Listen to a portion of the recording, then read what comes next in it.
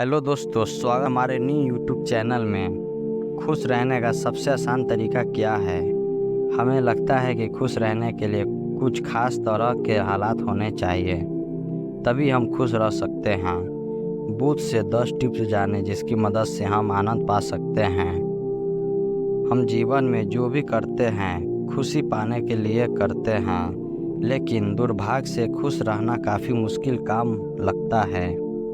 हमें लगता है कि खुश रहने के लिए कुछ खास तरह के हालात होने चाहिए, तभी हम खुश रह सकते हैं, लेकिन ऐसा नहीं है। गौतम बुद्ध बता रहे हैं कुछ आसान से नुस्खे जिन्हें अपना कर हर हाल में हम खुश रह सकते हैं।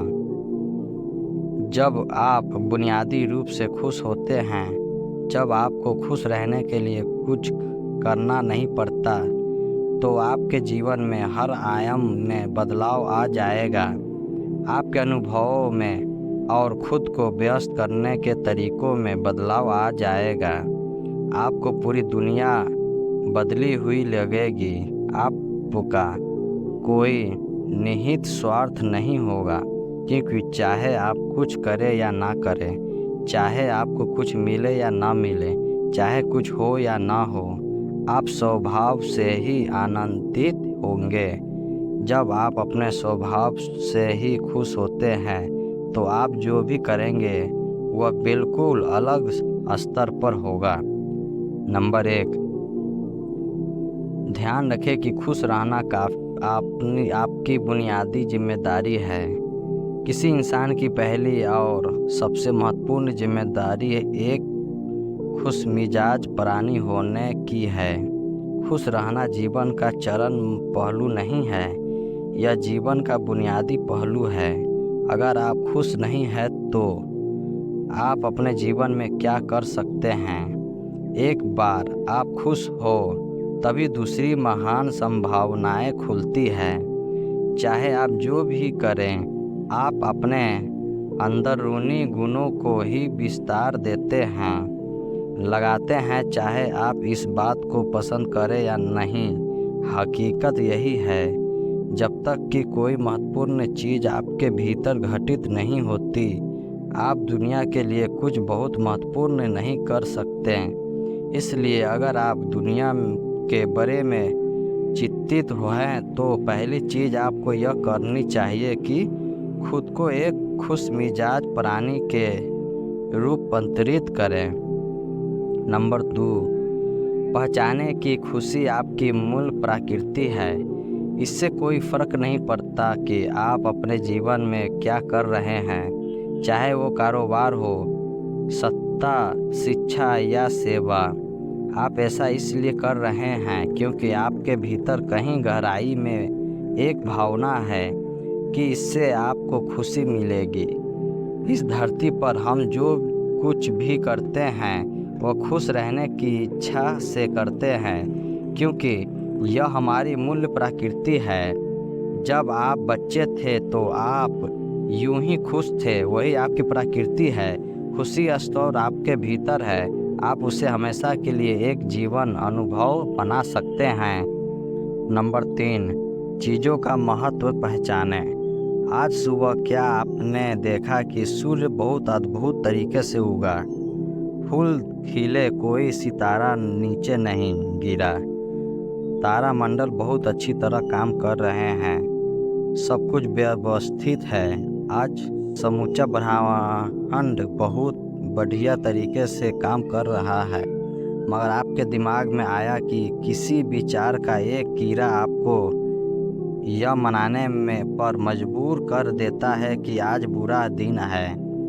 कष्ट मुख्य रूप से इसलिए होता है क्योंकि ज़्यादातर इंसान इस जीवन के प्रति सही नज़रिया खो बैठते हैं। उनकी मनोवैज्ञानिक प्रक्रिया अस्तित्व की प्रक्रिया से कहीं बड़ी हो गई है, या सीधे सीधे कहें तो आपने अपनी रचना को सष्टा की दृष्टि से कहीं अधिक महत्वपूर्ण बना दिया है। यह सारी पीड़ा का बुनियादी स्रोत है। हम इस बात की पूरी समझ खो बैठे कि यहाँ जीवित रहने के क्या मायने हैं।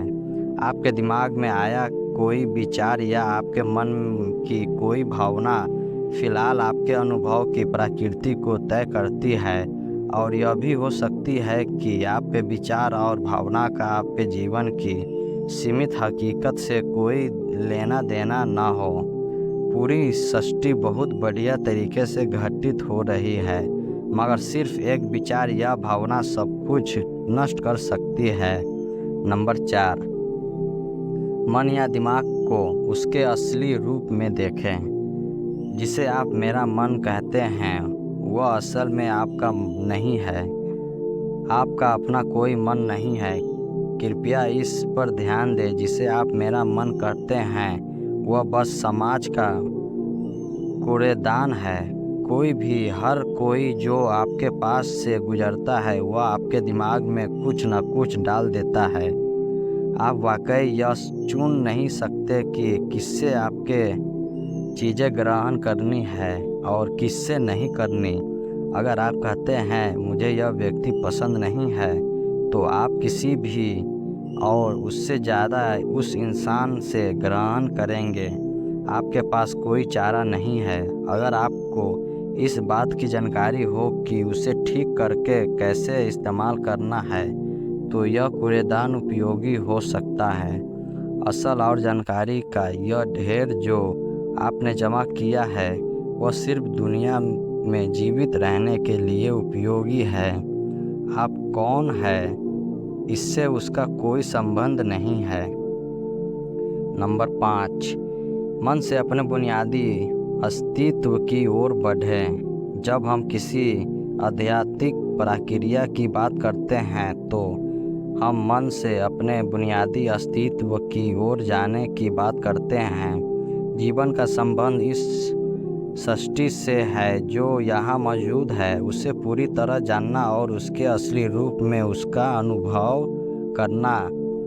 अपने मन मुताबिक उसे विकृत न करना ही जीवन है। अगर आप अस्तित्व की हकीकत की ओर बढ़ना चाहते हैं तो सरल शब्दों में आपको इस बात पर ध्यान रखना होगा कि जो आप सोचते हैं वह महत्वपूर्ण नहीं है। जो आप महसूस करते हैं वह महत्वपूर्ण नहीं है। आप जो सोचते हैं उसका हकीकत से कोई लेना देना नहीं है। उसका जीवन के लिए कोई बड़ा महत्व नहीं है। मन बस उन फालतू चीज़ों से उलझा रहता है जो अपने कहीं और से इकट्ठा किया है। अगर आपको वह महत्वपूर्ण लगता है तो आप कभी उसके परे नहीं देख पाएंगे। आपका ध्यान स्वाभाविक रूप से उस दिशा में जाता है जिसे आप महत्वपूर्ण मानते हैं। अगर आपके विचार और आपकी भावनाएं आपके लिए अहम है तो स्वाभाविक रूप से आपका सारा ध्यान वही होगा। मगर यह सिर्फ एक मनोवैज्ञानिक हकीकत है। इसका अस्तित्व में मौजूद चीज़ों से कोई लेना देना नहीं है। कष्ट हम पर बरसाया नहीं जाता, उसे पैदा किया जाता है और उसे बनाने वाला कारखाना आपके मन में है। अब इस कारखाने को बंद करने का समय है। नंबर 6, पाने की कोशिश न करें, अभी सशस्त्र करना शुरू करें। आज हम इतने जोर से खुशी की तलाश कर रहे हैं कि धरती का जीवन ही खतरे में पड़ गया है। खुशी की तलाश में न रहें। दुनिया में अपनी खुशी को अभी तत्व करना जानें। अगर आप मुठभेड़ अपने जीवन को देखें तो आपके जीवन के सबसे खूबसूरत पल वे थे जब आप अपनी खुशी को अभी तत्व कर रहे थे, ना कि जब आप उसकी तलाश कर रहे थे। जो आप बचाते हैं वही कभी आपका गुण नहीं होगा। जो आप फैलाते हैं, जो आप बिखरते हैं, वह आपका गुण होगा। अगर आप अपनी खुशी को बचा कर रखेंगे तो जीवन के अंत में कोई ऐसा नहीं कहेगा उसने अपने अंदर खुशी का एक अंश बचा कर रखा, वह बहुत खुशी के साथ मारा। वे कहेंगे यह भयानक प्राणी अपनी ज़िंदगी में कभी मुस्कुराया तक नहीं। लेकिन अगर आप हर दिन अपनी खुशी और प्यार को फैलाएंगे तो लोग कहेंगे, अरे वह एक खुश मिजाज और प्यार करने वाला इंसान था। नंबर 7, मुस्कुराएं। सुबह जब आप उठते हैं तो पहली चीज़ आपको यह करनी चाहिए कि आप मुस्कुराएं। किस पर? किसी पर नहीं, क्योंकि आप जगें यह कोई छोटी बात नहीं है। लाखों लोग जो कल रात सोए थे आज नहीं उठे, मगर आप और मैं उठे। क्या यह बहुत बढ़िया बात नहीं है कि आप जाएंगे? इसलिए अपने जगने पर मुस्कुराए। इसके बाद आसपास देखिए और अगर कोई है तो उन्हें देखकर मुस्कुराएं। बहुत सारे लोग के साथ ऐसा हुआ कि उसका कोई प्रियजन आज सुबह नहीं जगा। आपको जो भी लोग प्यारे हैं वे जगे या तो बहुत अच्छा दिन है वह ना। फिर बाहर जाइए और पेड़ों को देखिए, वे भी पिछली रात को नष्ट नहीं हुए। बहुत से लोगों को यह अजीब लग सकता है, मगर आपको इसका महत्व तब पता चलेगा जब आपका कोई परिजन सुबह नहीं उठेगा। उसका महत्व जानने के लिए तब तक का इंतज़ार ना करें। यह कोई अजीब या हंसने वाली बात नहीं है। यह सबसे कीमती चीज़ है कि आप जीवित हैं और जो भी आपके लिए मायने रखता है वह जीवित है। इस दुर्भाग्य रूप पूर्ण रात जब इतने सारे लोग नहीं उठे और कितने सारे लोग के प्रियजन नहीं उठे, तब आप और आपके प्रियजन उठ पाए। क्या यह शानदार चीज़ नहीं है? इसका महत्व समझें और कम से कम मुस्कुराएं। कुछ लोगों को प्यार से दिखाना सीखें। नंबर 8, खुद को याद दिलाएं। बहुत से लोगों को यह सब भूलने की बस घंटा भर लगता है और जल्दी ही उसका रहने वाला दिमाग किसी को काटने के लिए आतुर हो जाता है। इसलिए हर घंटे खुद को एक खुराक दें। जीवन की अहमियत याद दिलाएं। अगर आप बहुत ही संवेदनहीन है तो हर आधे घंटे में खुद को याद दिलाएं। अगर आप भीषण रूप से संवेदनहीन है तो खुद को हर 5 मिनट पर याद दिलाएं। अपने आप को याद दिलाने में बस 10 सेकंड लगता है। आप इसे बस 2 सेकंड में भी कर सकते हैं। मैं जीवित हूँ, तुम जीवित हो और क्या चाहिए। नंबर 9, जो अंदर है उसे बदलें। वर्तमान में आपके जीवन की गुणवत्ता उन कपड़ों से तय नहीं होती जो आप पहनते हैं। वह आपकी शैक्षिक योग्यताओं, आपकी परिवार की स्थिति या आपके बैंक बैलेंस से तय नहीं होती। आपके जीवन की गुणवत्ता इस पर निर्भर करती है कि आप अपने भीतर कितने शांत और खुश हैं। निश्चित रूप से जिसे भोजन नहीं मिलता और जिसके पास जीवित रहने के लिए ज़रूरी बुनियादी चीज़ों की कमी है, वह शारीरिक रूप से बहुत कष्ट में होगा।